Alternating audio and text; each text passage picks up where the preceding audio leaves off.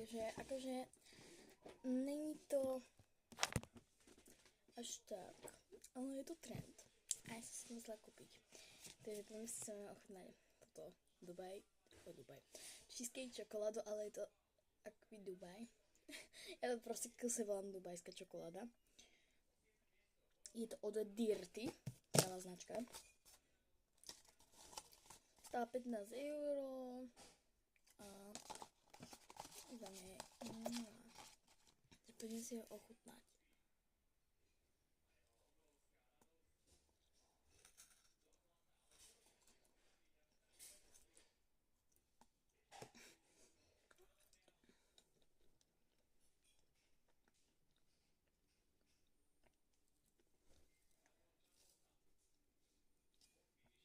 Tá plnka je neskutočná.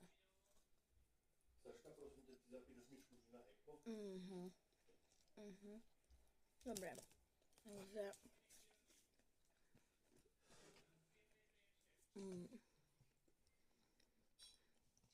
To je všetko. Takže... určite si kúpte. Najlepšia čokoláda na svete. Najlepšia. Takže tak. Čauky. Smuk.